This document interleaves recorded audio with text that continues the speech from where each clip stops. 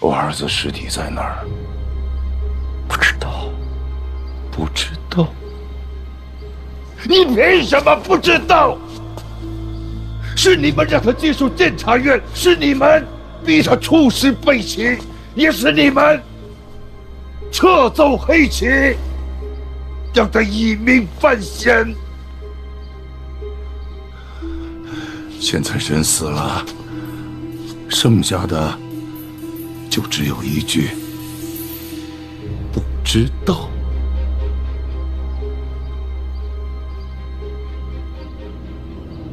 你们不要他，我要！我要带我儿子回家，把我儿子还给我！把他藏了一辈子，总不能到死都是不明不白的。他是个人，不是棋子。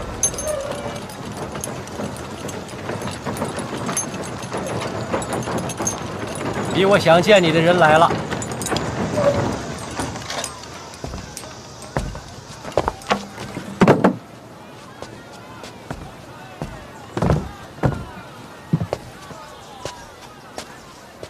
您怎么来了？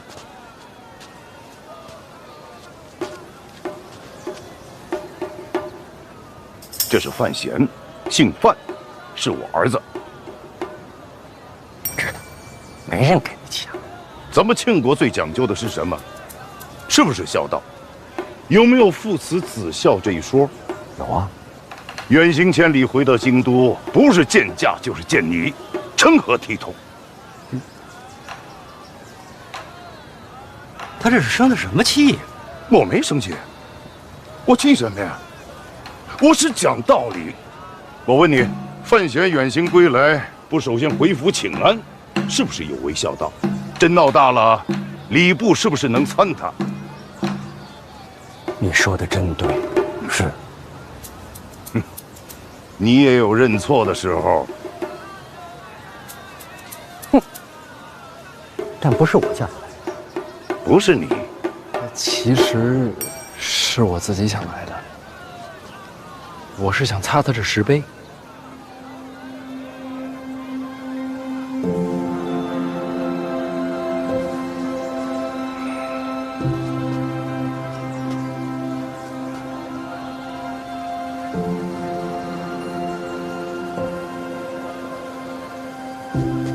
回家。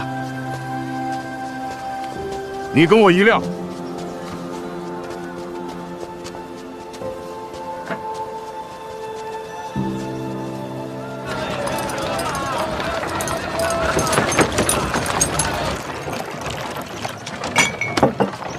您喝茶。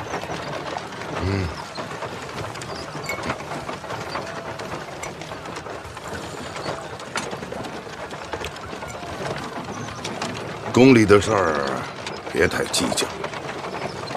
陛下虽然扔你腰牌，却没有明旨。没有明旨撤去提司职务，陈院长提醒了。这里是京都，不是武者械斗。要想跟老二争锋，不靠一己之力，还要培养麾下嫡系。这点陈院长也交代了。回头我到医术上任。陈院长是在帮你，可这是京都，总得留个心眼儿。可以信陈院长，但不能全信。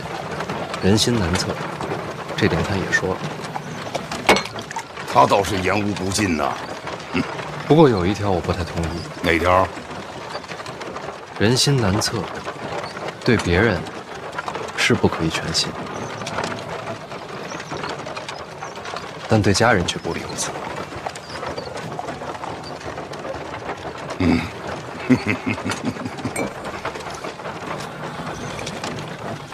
哎呀，礼部那些家伙经常拿孝道来说事儿。我赶过来并不是稀罕请安，我是担心你在官场上被人落下把柄。父亲大人金口玉言，我听了之后啊，茅塞顿开。想明白就好。哎呀，回来之后还没去看过婉儿，要不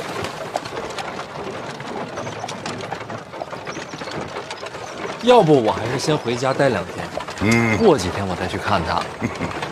哎呀，是得回去看看若若，你妹妹对你甚是想念。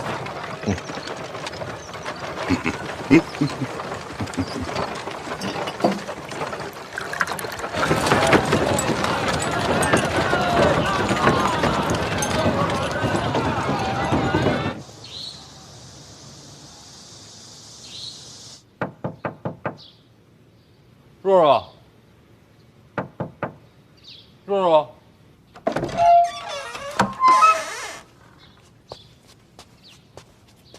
若若，若若，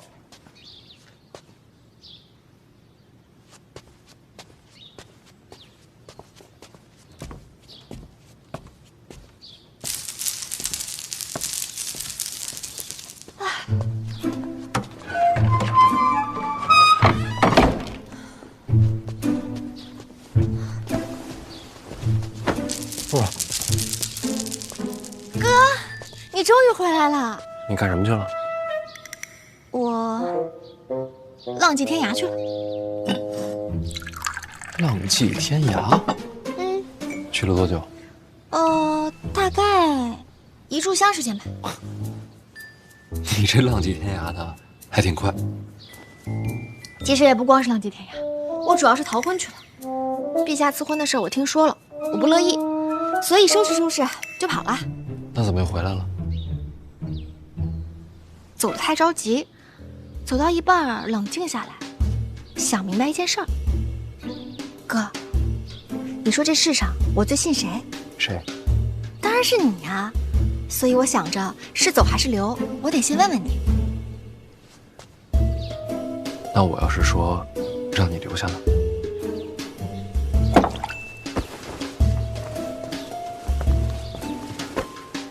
你干嘛？既然不走了，就把衣服收好放箱里。你不担心我让你奉旨成婚？不担心啊，哥。我都说了，这世上我最信你。若若，你是不是不想嫁？不想。哥知道了，你放心，我想办法。你不想嫁，咱就不嫁。好。真要是不行啊，我带你跑。行。哎，别，头发乱。行，那你先收着，我去处理一下范思哲的事。哎，哥，你不是刚回来吗？范思哲怎么了？事儿大吗？这么说吧，我差点想把他打死。我经常这么想，我帮你啊。是个误会。哦，那只能下次动手叫我。那好歹是你弟弟，你可是我哥，你能不能一视同仁一点？那不行。啊，未来我可能有很多弟弟，但是哥肯定只有你一个了。好像有那么点道理。若若，你放心，哥不会让你信错。那当然了。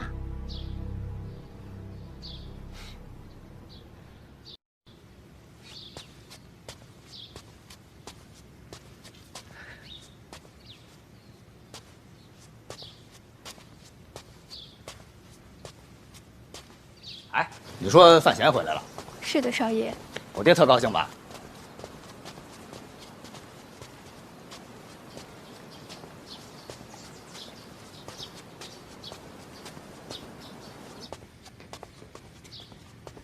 爹，人叫我。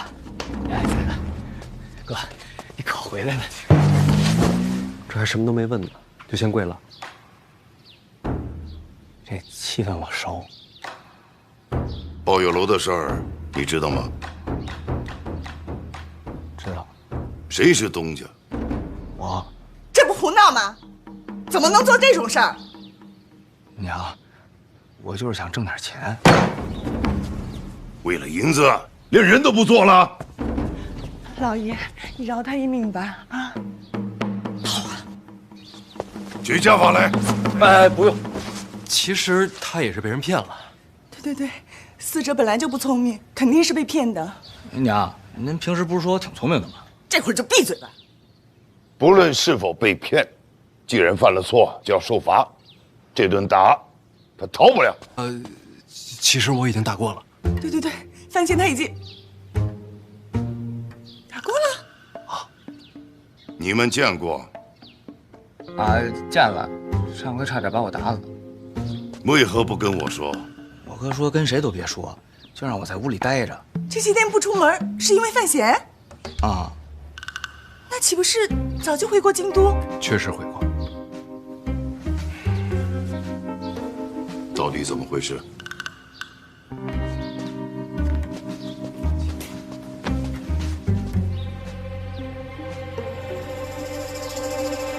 爹，这事说来话长，别让他一直跪着。站那儿。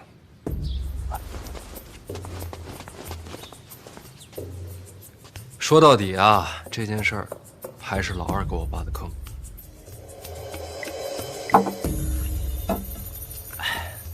反正情况啊，就大概是这样。抱月楼逼良为娼的事儿，他确实不知道。您听见了？我真不知道。抱月楼一旦事发，第一个抓的就是你。哎，别，他没跟我说是青楼，就说是听曲儿聊天的地儿。我，那怎么办啊？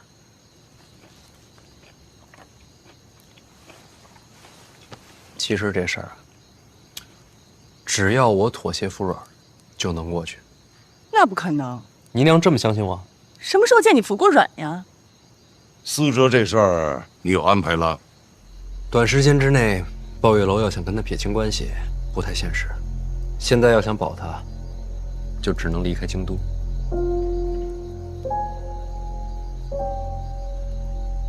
有道理。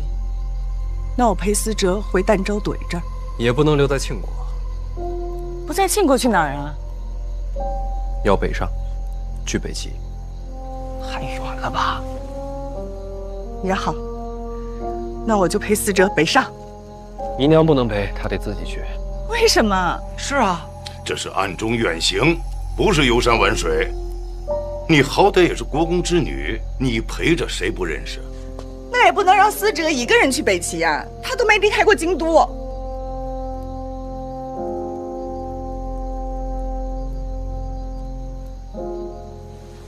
韩思哲，你害怕吗？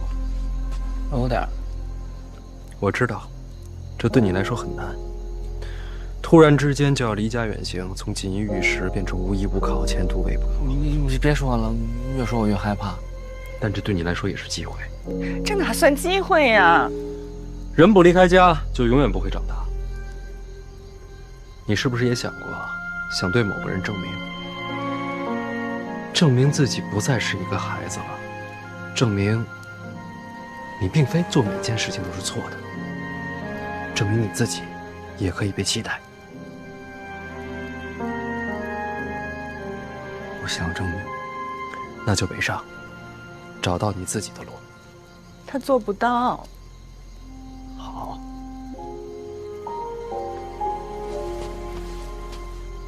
大声一点。好，我听不见，我能做到。错误是我犯的，我就承担后果。爷，我愿意去北齐。可你明明在害怕呀。娘，我是害怕呀，可是我也不能走在您的身后啊。我已经长大了。何时出发？今晚。这么快？快点好，娘，我怕再过2天我变卦了。哥，北齐是不是特冷啊？有点冷。好，那我多拿几件厚衣服啊，我怕一会儿来不及了。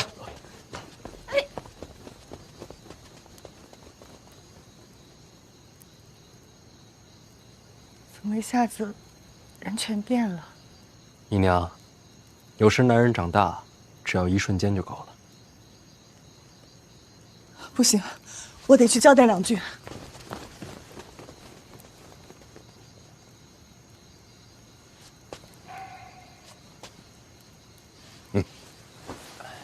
还真有些突然。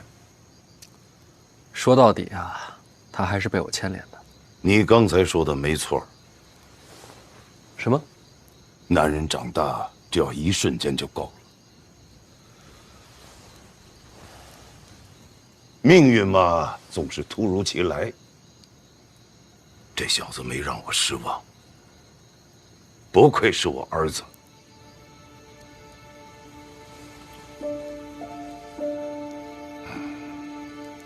这些话，您倒是当着他面说呀。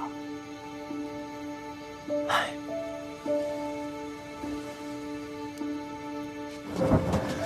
天冷了就记得加衣服，每天吃饭别马虎啊。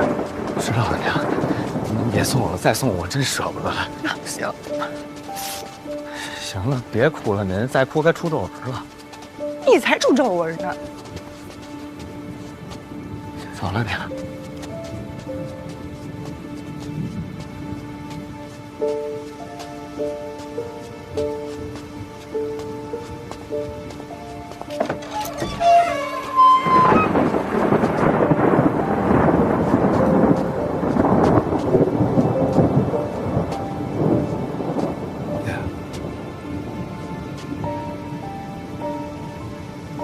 范闲刚才说，有些话该当你面讲。马车备好了。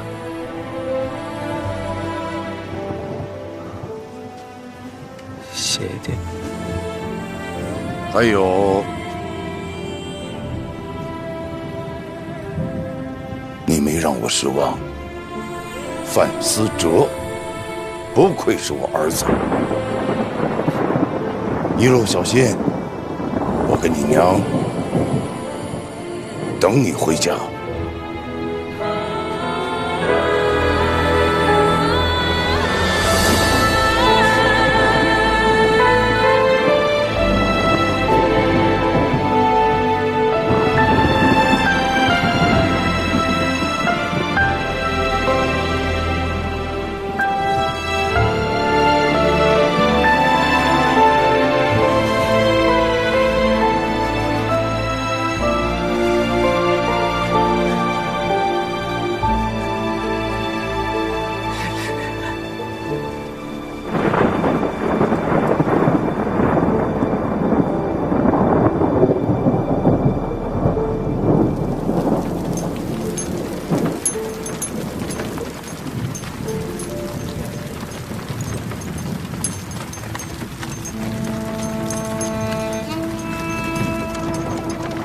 看什么呢？看雨。我从小就在京都长大，什么样的雨都见过，早就看腻了。可是今儿这雨，怎么有点舍不得呢？你就当是京都为了给你送别，感动的都哭了。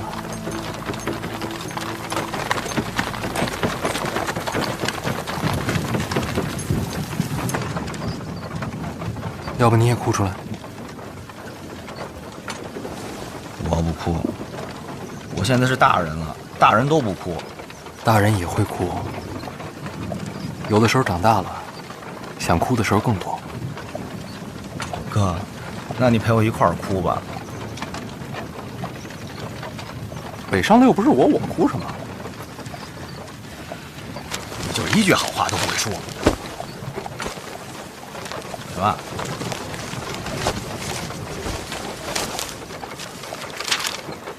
银票啊，都是给我的。这是本钱，等到了北齐啊，你的第一个任务就是赚钱。做什么买卖你自己定，出什么事儿你自己扛着。别忘了，你要跟爹争名，要跟你自己争名。你们碰碰，这钱得还啊，这是投资，等你赚了钱我得分红啊。咱们这亲兄弟还算这么明白呢？不要还回来啊！不，你放心，肯定不能让你赔本。你说这个挣钱是第一个任务，那第二个任务是什么呀？你还记得郭宝坤吧？啊，他也在北齐。别了吧？什么别了吧？你都给他打得那么惨了，斩草还要除根啊！他现在给我做事儿呢。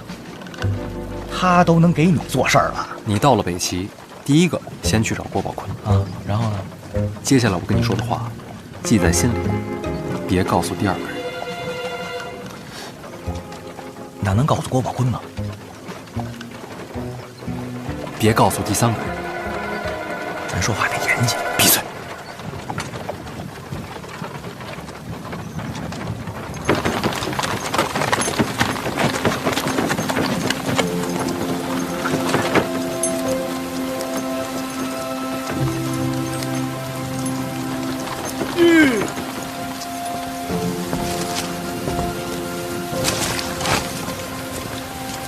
辛苦各位兄弟，提词严重了。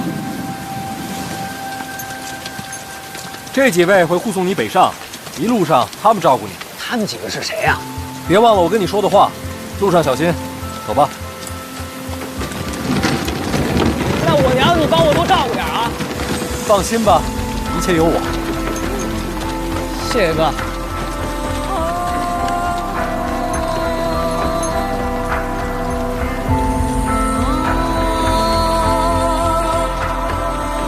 哎，你那银子我记着呢啊，放心吧，亏不了。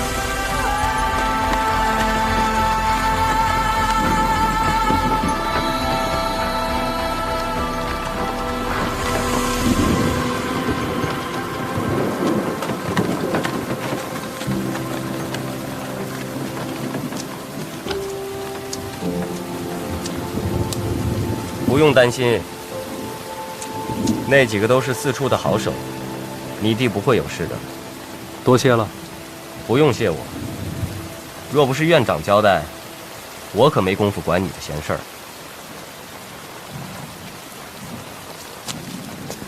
儿。哎，明天我到一处上任，要不要来看一眼？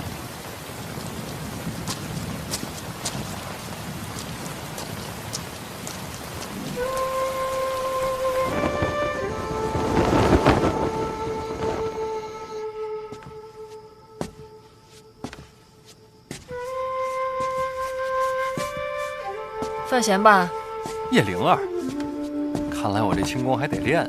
你快来快来，我跟你交代点事儿。你跟我交代什么呀？晚上呢？别打岔，我记性不好。婉儿料到你会来，提前躲出去了。婉儿躲着我，为什么？她让我跟你说，第一点，婉儿知道你很爱她，她也很爱你。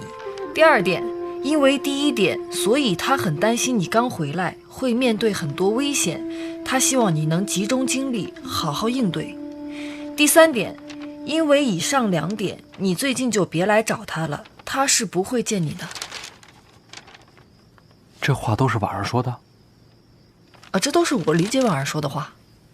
哦，她说你会懂她的。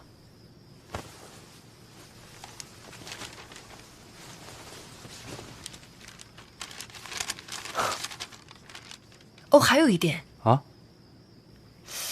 什么来着？哦，他说他一直都在。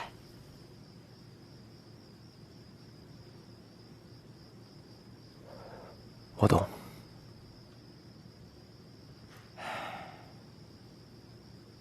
哦，那麻烦你也帮我转达两句呗。哦，行，你说吧。第一，想你；第二，放心。怎么到我这儿你就不记了？就4个字我还记不住。哦，有道理。你快走吧。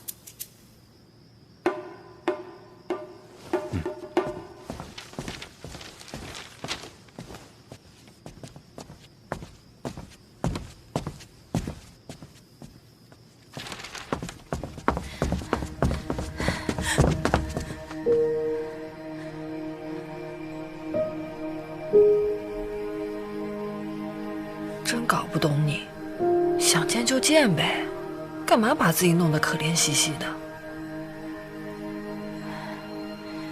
眼下时局，他应该专心做他自己的事儿。我怕我见了他，就不想让他走了。真羡慕你们，我这辈子是没这福气了。灵儿，你要是实在无法接受陛下的赐婚，明日我陪你进宫，向陛下请命，把婚退了。我爹是不会同意的，我都想好了，大不了一死。你可千万不能这么想啊！家里已经在着手婚约的事儿了，我看着实在心烦。我能不能在你这儿住些日子啊？想住多久就住多久。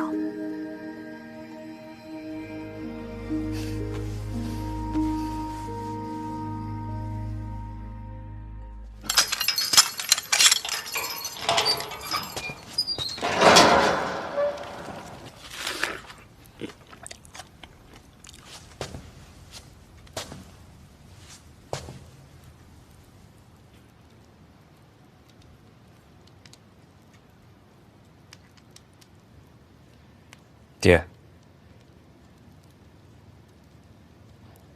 我回来了。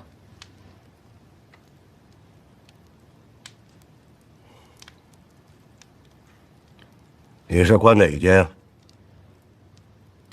我没事儿了，是来接您回家的。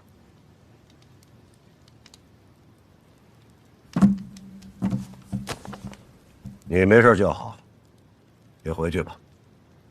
我在这挺好的，不回。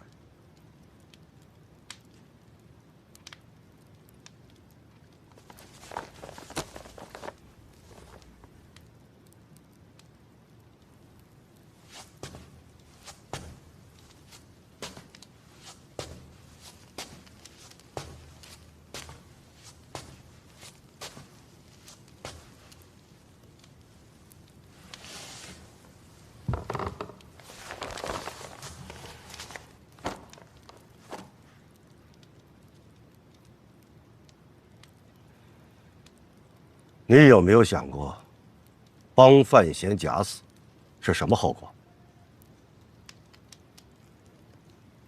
范闲进宫了，欺君之罪他一人扛。你还知道欺君之罪啊？这4个字，往往连带着满门覆灭、血流成河。我为什么待在这里面？真的是做个样子吗？我是准备把命给你赔上。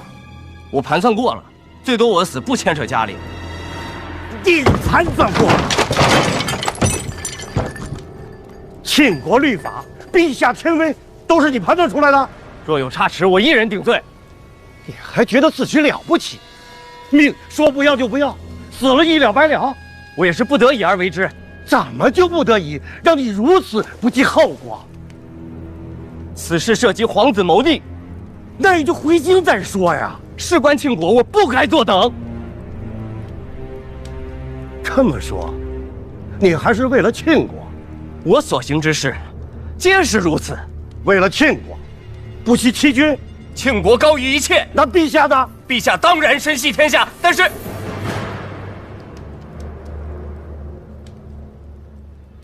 是人终究没有国重要。好大的胆子呀，严冰雨！您教我的，家国至上。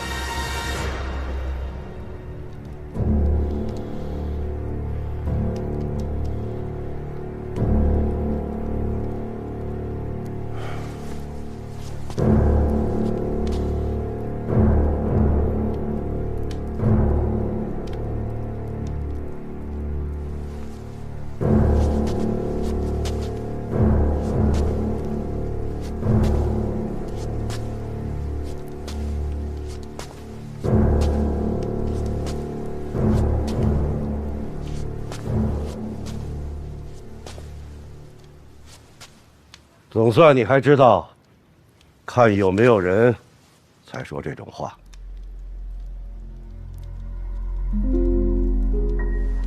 我也没那么傻。来，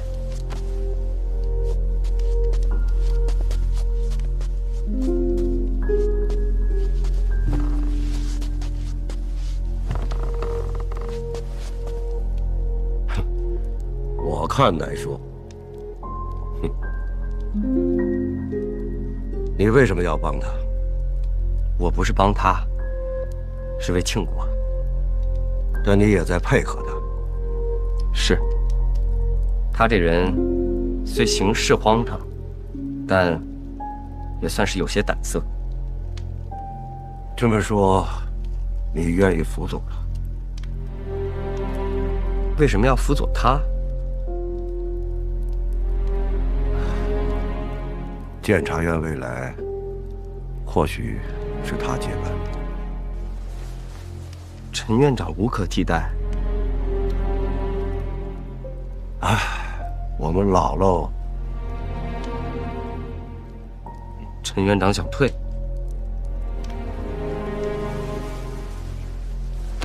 不止陈萍萍，我也想退。监察院该交给你们年轻人了。您退不退倒不要紧，陈院长不能卸下担子。这话怎么说的？那监察院没人比陈院长更重要。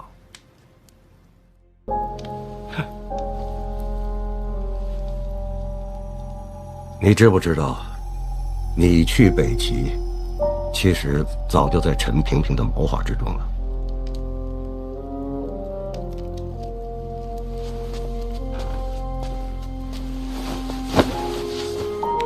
为国尽忠，求之不得。他就猜到你会这么回答。他让您这么问我的？他还有一句：是不是他的任何命令你都接受？当然。如果他的命令是让你从此不再听命，只遵守自己内心选择而活呢？什么意思？哎，来摸一把。你没事多接触接触范闲。是有差事吗？交朋友。交朋友也算差事？让你学学他。情感和律法有时候需要平衡，这一点你不如他。这怎么平衡啊？这是两码事儿。就像你把沈仲妹妹带回京都，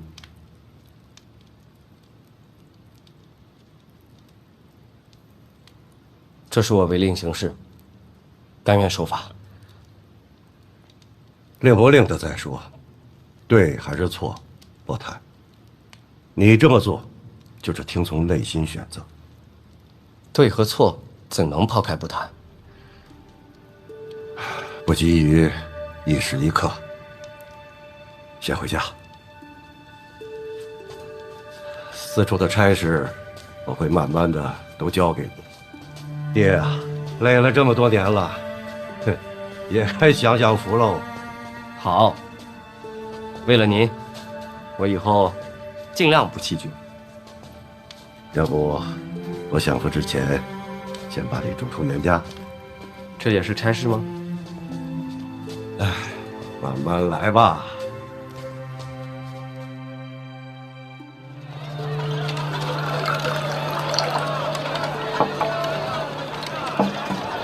严大人，来，慢点讲。还真来了。慢点。院长的意思，让我给你带个路，熟悉熟悉。哟，快！就这儿了。多谢啊，多谢陈大。别急，上面手。哟，这么热闹吗？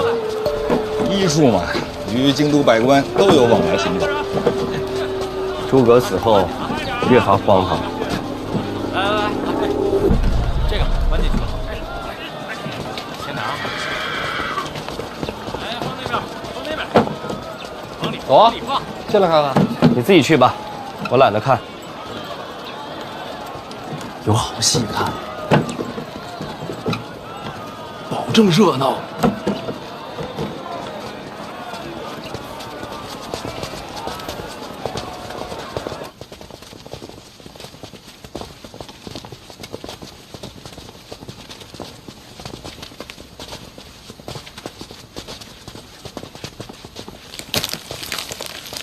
咱就这么进来，也没人问一句。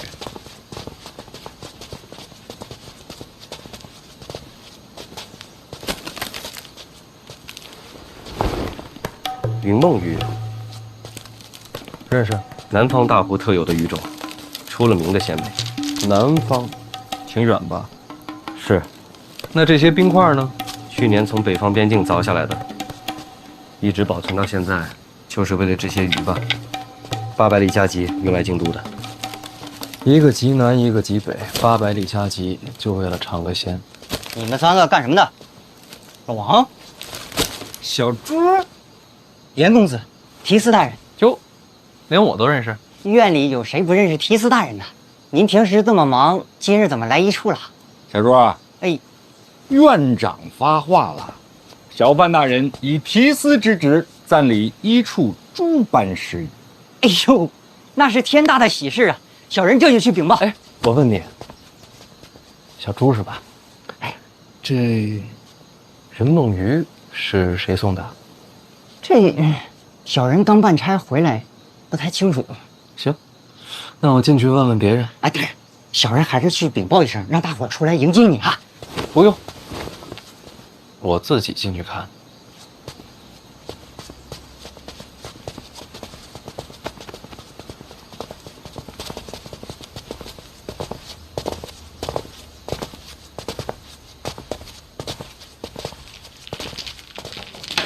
一秒，我得思考。明白。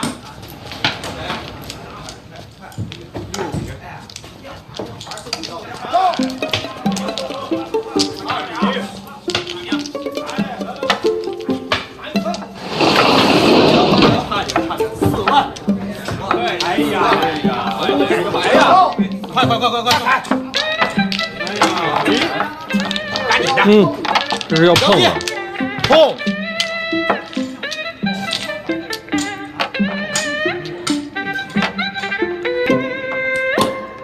都认识我吗？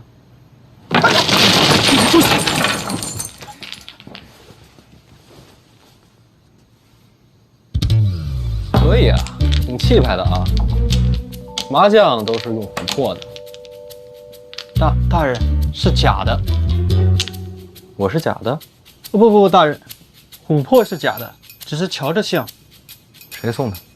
内裤，他给咱们8大处各送了一双。大人，咱平时有公务的时候呀，那是绝对不玩，只是近来确实无事，请大人恕罪。外边那些鱼呢？谁送的？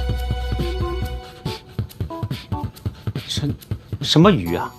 云梦鱼，就800里加急那个。这小人倒是不太清楚。这是谁管事儿？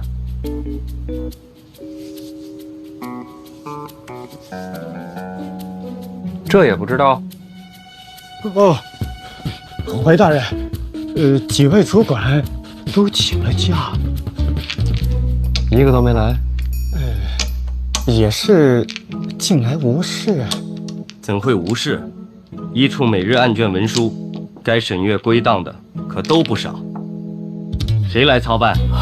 助理的主簿，这些杂事都交由他办理。这人在哪儿？就在侧院，小的这就去叫。不用，我自己去找他。你们呀，接着玩，玩得开心一点。哦，对了，玩差不多了，趁早把外头那些鱼给放了，放久了鱼就不新鲜了。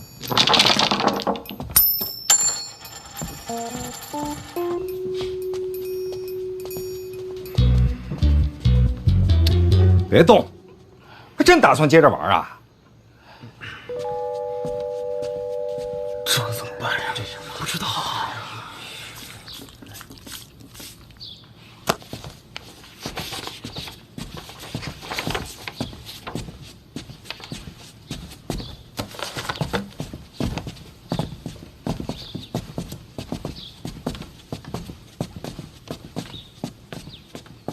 有人吗？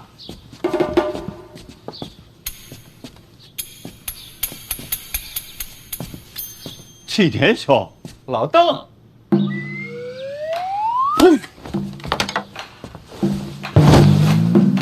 监察院主簿邓子越见过大人。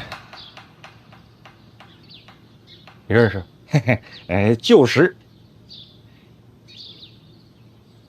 邓子越，正是属下。你认识我？从未见过。那怎么就跪了？回大人话，如今监察院谁人不知王启年王大人常伴您左右。再说了，您这卓尔不群的气质，剑眉星目的样貌，不怒自威的神态，我若再猜不出来，我是不是瞎呀？小燕公子，行了，老邓啊，大人现在暂领一处诸般事宜了。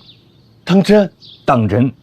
天哪，这真是天大的好消息啊！啊，是不是？小范大人如果能来一处，那您做这一处的话，那一处这就从此以后就有主心骨了。我真是感觉，如久旱逢甘霖，他乡遇故知。行了行了，全是套话，随你是吧？就是。邓子越，站着说话。老邓起来。谢过小范大人跟其他大人呢不一样啊。我问你啊，外面那些云梦鱼是谁送的？啊？别告诉我你也不知道。说。回大人，是简书司和兵部联名送的。一筐鱼还能牵扯到兵部？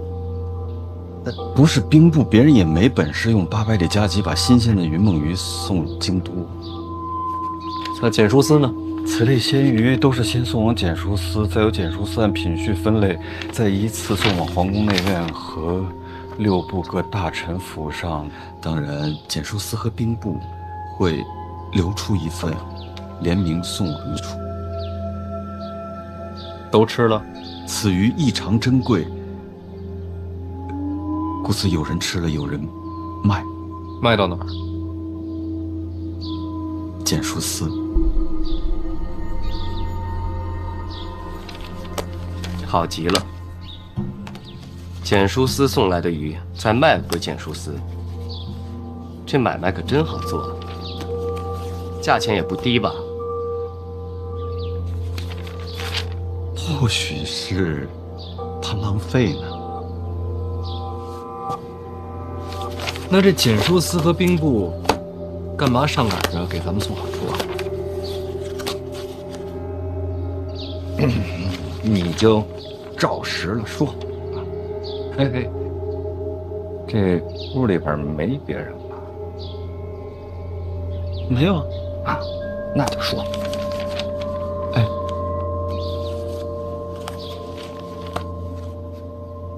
回大人话，其实不光是简书司，其他6部都有礼相送。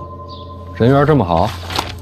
您看，一处嘛，咱们一处本来职责就是监察京都百官，自然谁也不愿得罪一处。有了好处，当然也就不会忘了一处。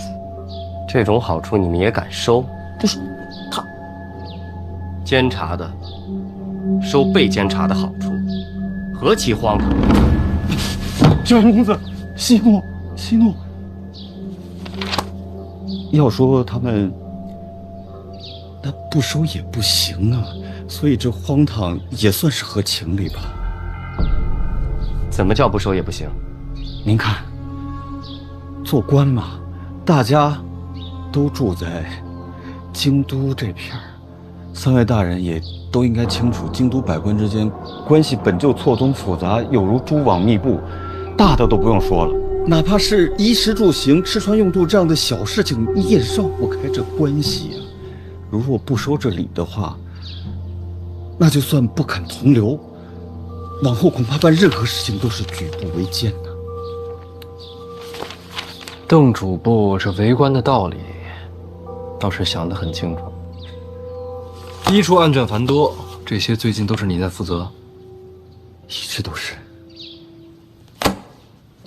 行，一处这边，你多费心。啊？范大人，我只是个主簿，上面还有好多主管呢。已经没了。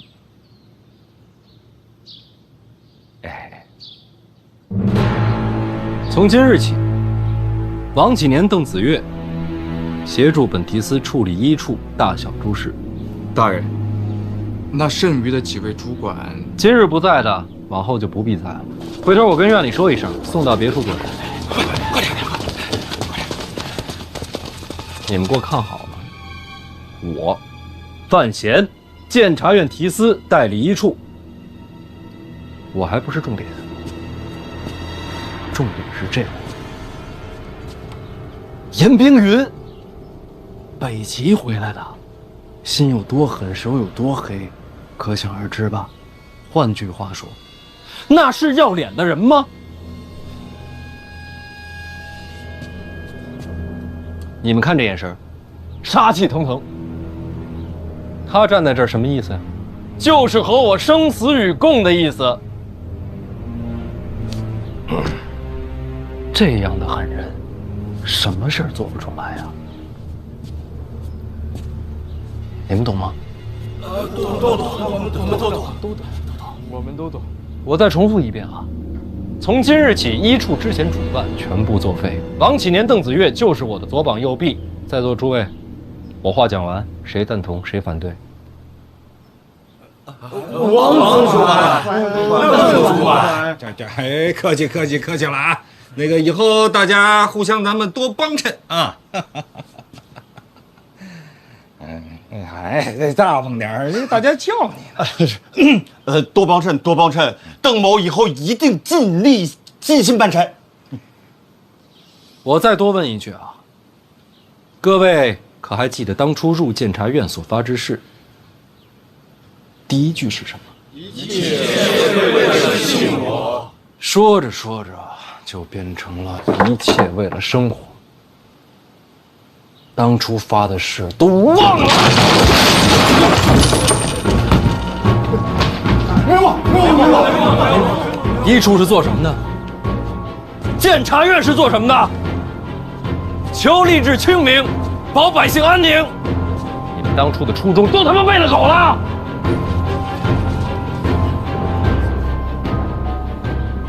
我不管你们以前怎么过的，从今天起，不许再这么过。所有的礼不许收。我知道你想说什么，不收礼在京都会很难，是吧？人活着哪有不难的？你们出去上街上看看那些百姓，他们都没说难，你们有脸吗？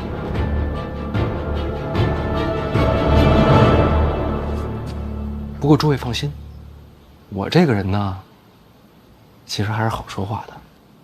各位要小心，做了错事儿，千万别落在小严的手里，那才是真的惨。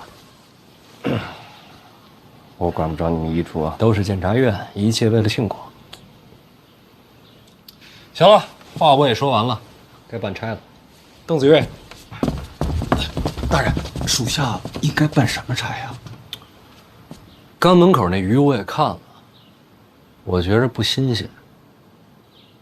鱼不新鲜，送来的鱼不新鲜，说明什么呀？说明他简书司看不起我们一处，这谁忍得了？邓子越，属下在，带人把简书司给我封了。大人，请大人知道，简书司的戴公公那可是舒贵妃面前的红人呐。我知道，老二他娘嘛，喜欢读书，我见过。那大人是不是再斟酌斟酌？怕什么？听我的，该封就封。就算要封的话，以何罪名啊？一处这么多案卷，简书司就一点过错没有？那要这么说的话，自然是有。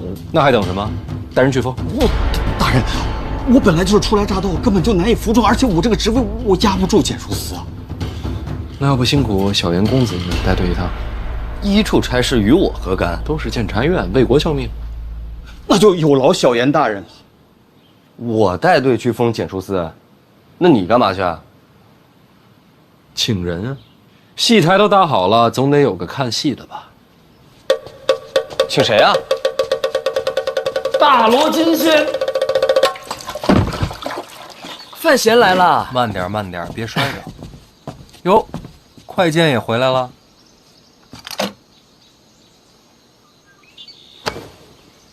我就说这个人太冷漠，没礼貌。自然是比不过殿下。我也得说说你，来京都这么久了，头回到我这儿。是，确实是我不对。这不，亲自登门，赔礼道歉。这是什么呀？云梦鱼听说过吗？云梦鱼，那可是透骨仙。咱们先喝上2杯，我让人呐蒸上这云梦鱼呢。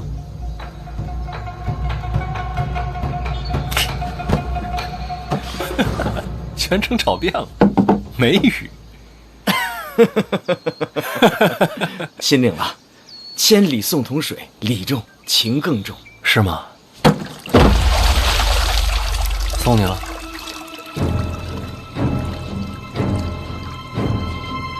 彼岸，清静。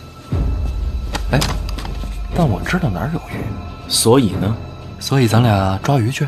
我跟你去抓鱼，殿下没空。我就说嘛，满京都城里最有趣儿的人就是你了。我也这么觉得。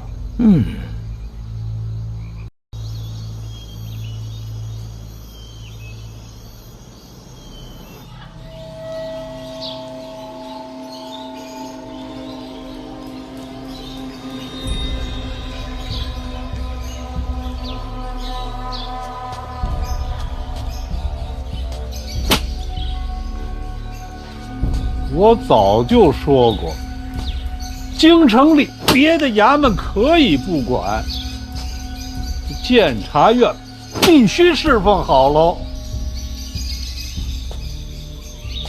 我说过这话没有？我说过没有？您说过，戴公公，咱们不敢大意，平日里没少打点，这不今儿还送了云梦鱼过去呢，那还让人家一处把咱们给围喽？我们也不知道啊。哪位主管来的？都没来。领队的说是姓邓，是个主簿。切！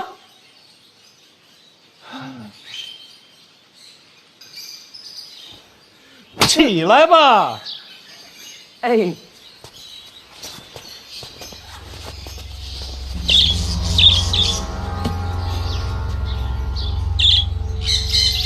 用的什么罪名啊？就是克扣些菜钱之类的。这算什么罪名啊？来打秋风的吧？要不您能出宫瞧一眼？一个主簿，他也配？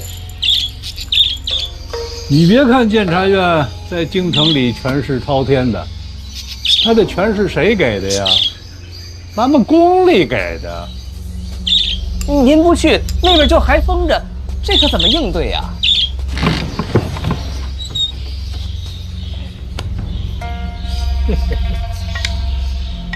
爱封多久封多久。回头啊，跟御膳房说，今天宫里的菜蔬少了一些，尤其是几位贵人爱吃的青菜，没有了。这怎么成啊？上边要是问起来呀，就说一处威风，断了宫里的贡菜，我们检书司官小职微，无力抗争。那地下那边也减菜量了？你来宫里多少年了？这种话你也问得出口？属下知罪。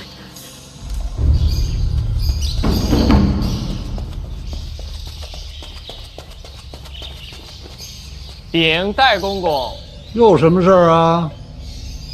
范闲范大人已经赶去检书司了。你上前说话。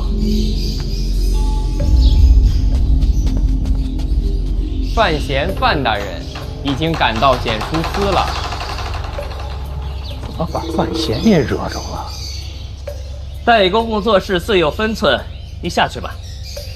公公应该去。混账！戴公公做事由你来管吗？等，我为什么应该去啊？回公公，赶去检书司的除了范闲，还有二殿下。你说谁？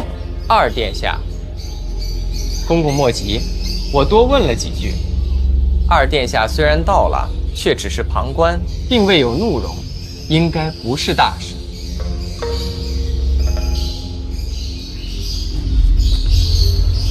那就好。咱们检书司依靠的本就是淑妃娘娘，既然二殿下也到了，公公还是露一面的好，绝不能让殿下觉得怠慢。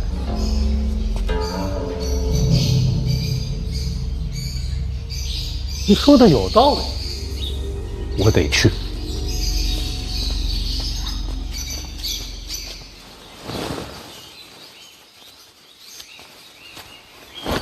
你叫什么来着？回公公，小的红烛。刚入宫的，在宫里有几年了。行，有个伶俐劲儿。你们都学着点儿。是。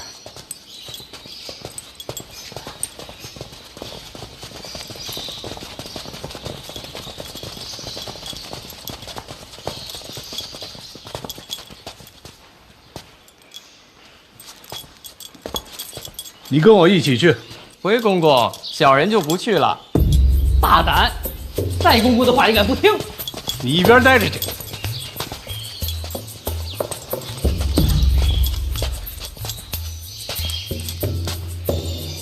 为何抗命？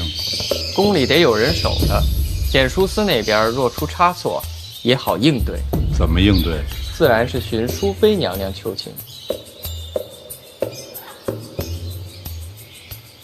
你留下。公公放心。你们都别跟着我。啊，是。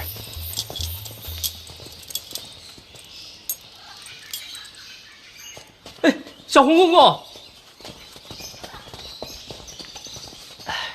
我有个事情想让您帮我拿拿主意。诸位前辈都在，我也不敢拿主意。您尽管说就是。御膳房那边还要减菜量吗？戴公公人已经赶过去了，或许就有转机。这时候，咱们这些下面做事的，少一份麻烦，便多一条活路。小红公公说的是，都别乱来，咱就一个字儿，等。对，是的。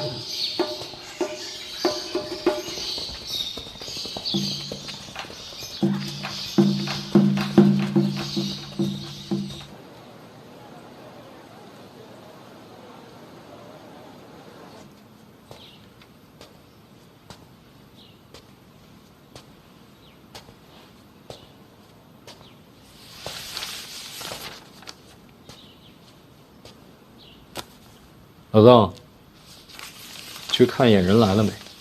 是。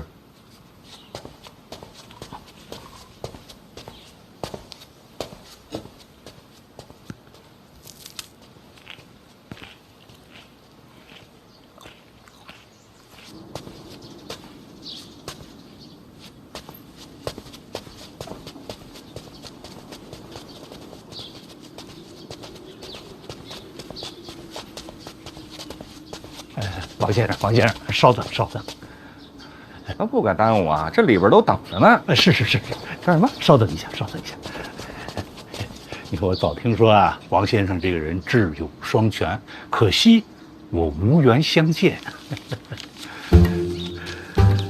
干什么你？这听说王先生是小范大人身边的红人。那么小范大人今天这个局面，他想要一个什么结果呢？戴公公常年给医术送鱼，这情分呢，还是有的，都是举手之劳。但是我们家小范大人可没吃着你的鱼鸡啊！小范大人这不是刚刚到医处吗？您放心，我这都准备了。行，进去吧。哎，等一等，还有一件事，二殿下怎么也来了？这还有一件事啊。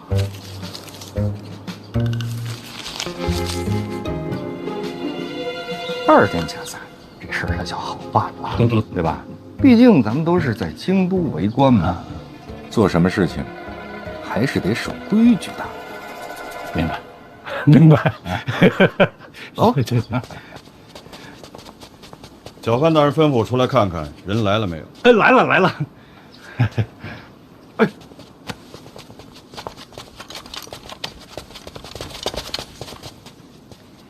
见着有份儿啊！大家赚钱，大家花，啊！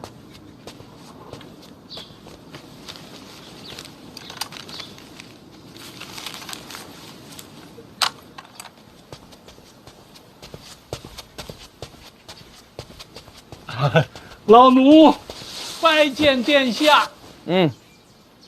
起来吧。谢殿下。听说你这里有云梦鱼，是，来买2条。殿下开玩笑，回头让人给殿下送府上去。你这办的是官差，他不能不收钱。身为一个皇子，不能假公济私，这道理能明白吧？是，这老奴糊涂了。必安，给银子。不用，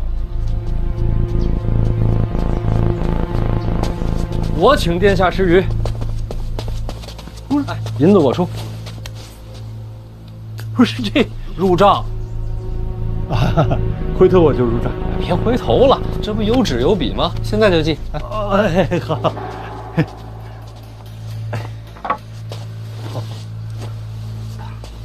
你别记这本上，记这本。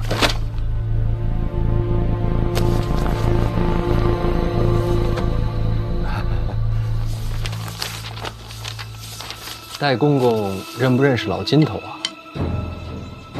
谁？老金头，一个卖菜的，欠了不少账。哎呦，这好像是想不起来了。想不起来了。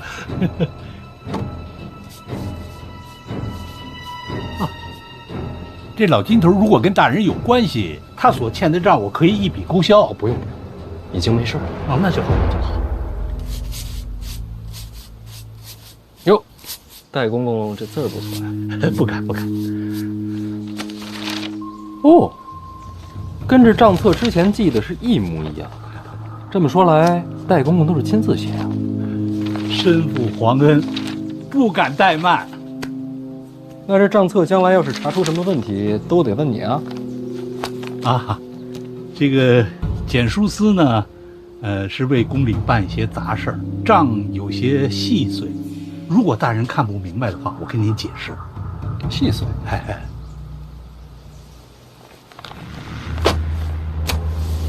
不是细碎，是大局。简书司就是买点菜，哪有什么大局啊？戴公公，国家兴亡，你们这些太监是不是有责？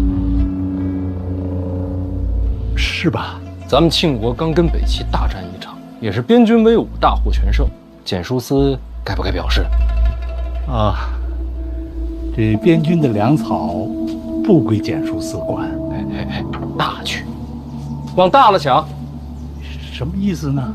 简书司是不是庆国的一部分？是。那大战获胜是不是与有荣焉？有。与北齐一战花了不少银子，对吧？对。这大战平定，朝中缺钱，是不是这个道理？是。那咱们庆国人该不该共度难关？该。简书司该不该负责？该。该负什么责呢？国库空虚，到处缺的就是银子。简书司不想着为国解忧，反而变着法子贪钱，这合适吗？不，绝无此事。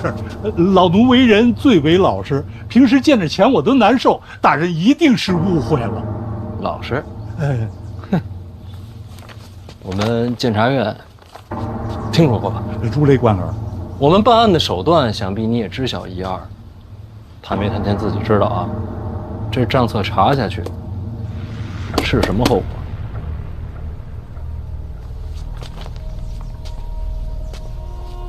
都缺钱啊，戴公公。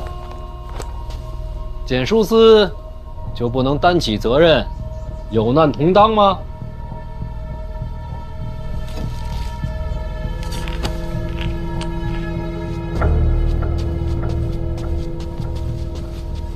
范大人，可不可以到后边说话？没事，都自己人。自己人。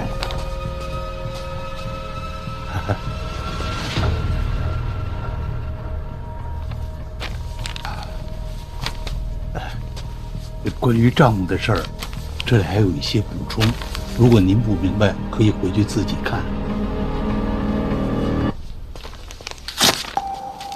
夫人，1000、2000、3000两。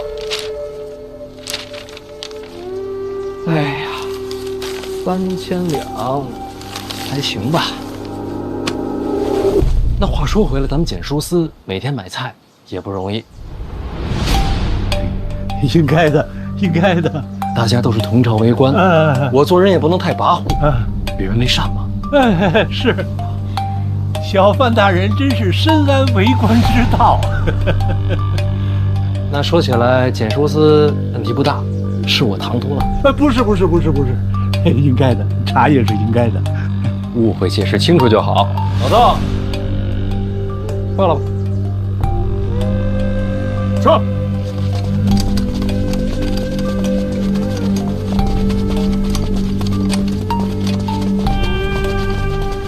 没热闹看了啊，咱各回各家吧。殿下那鱼你可别忘了啊！我一定给殿下送到府上去。殿下要不要找人送你回府啊？不用，回头去。好嘞，一定得去啊！等你消息。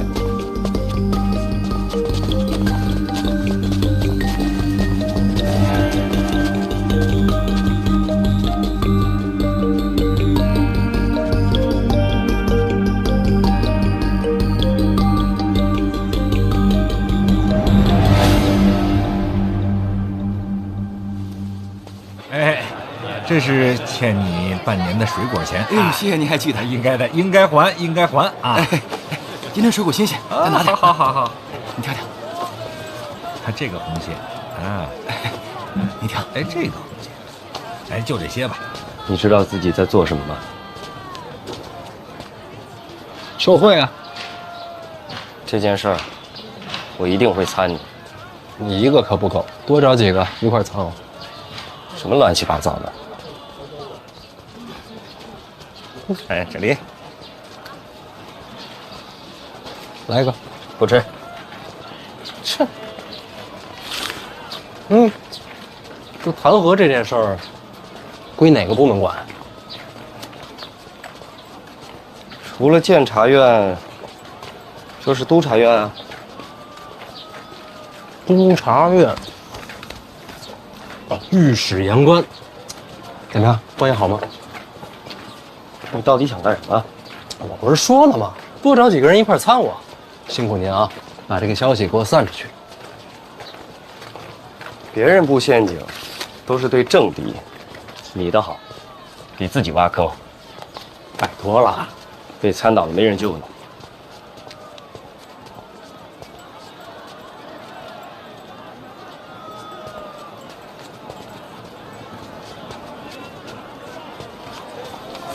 把这个，还有那账册、存档、记录，都交给陈院长。是。啊，还有这个，如您所料，戴公公给的，都记上。是。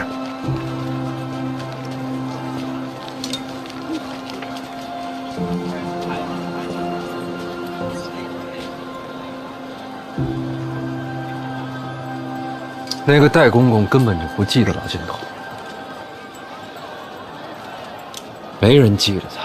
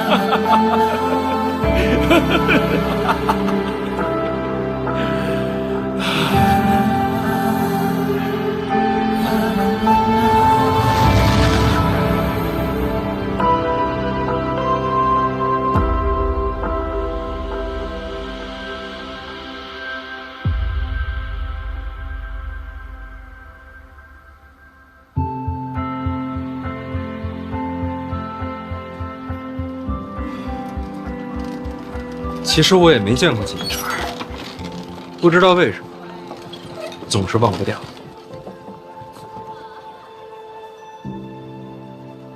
老王，若是没人能站出来，他们这些人一辈子就只能忍着、守着。可是谁能站出来呢？谁能让他们见识见识什么是真正的王法？这王法若是总见不着，谁还信呢？你说是不是我矫情？大人，我也想见见这传说中的王法。那就让京都开开眼吧。